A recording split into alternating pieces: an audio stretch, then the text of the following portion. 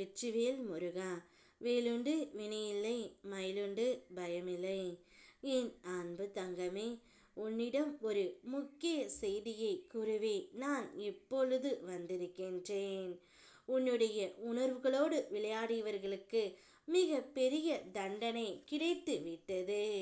உன்னுடைய அன்பை அவர்கள் புரிந்து கொள்ளவில்லை என்று நீ வருந்தினாய்.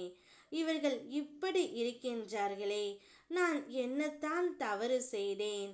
அன்பை திகட்ட திகட்ட என்னுடைய உணர்வுகளை பகிர்ந்து நான் கொடுத்தேன். ஆனால் என்னுடைய உணர்வை கொஞ்சம் கூட இவர்கள் மதிக்கவில்லை என்று நீ நினைத்த அந்த உறவுக்கு இப்பொழுது தண்டனை கிடைத்து விட்டது தங்கமே. ஆனால் அவர்களுக்கு இது எல்லாம் பத்தாது. நிச்சயம் வேறு மாதிரி ஒரு தண்டனை கிடைக்கப் போகின்றது. நான் உன்னை ஒவ்வொரு முறையும் பிரச்சனைகளில் இருந்து காப்பாற்றி வருகின்றேன். கர்ம வினையின் தாக்கத்தால் ஆசை என்ற மாய வலை உன்னை திசை திருப்ப முயல்கின்றது. ஆனால் அது உன்னுடைய தவறு அல்ல தங்கமே.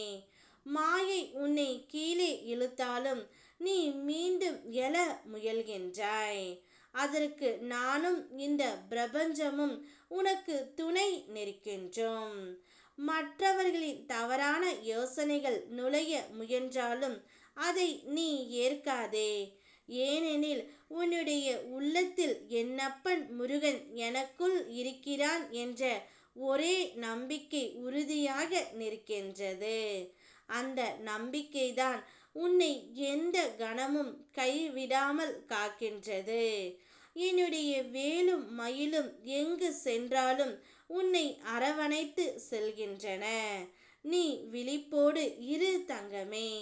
உன்னுடைய மனதில் அச்சமும் குழப்பமும் வந்தால் சில நிமிடங்கள் தனக்காக எடுத்துக்கொண்டு ஒரு தீபத்தை ஏற்றி அதில் என் முகத்தை கற்பனை செய்து பார்த்து உன் மனதில் இருக்கும் வேதனையை வெளிப்படுத்து.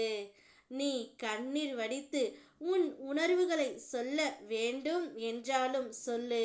அதை வெளியில் எடு. அது முடிந்த பின் எழுந்து பார். உன் மனதில் எவ்வளவு தைரியம் வளர்ந்து உள்ளது. அனைத்து குழப்பங்களும் தீர்ந்துவிடும்.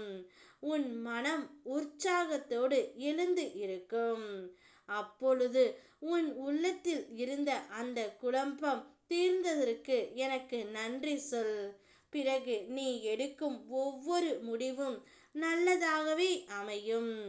எப்பொழுது எல்லாம் உன் மனம் அச்சத்திலும் குழப்பத்திலும் இருக்கின்றதோ, ஒரே ஒரு தீபம் ஏற்றி உன் அப்பா முருகனை அலை. நான் வருவேன், காட்சி தருவேன்.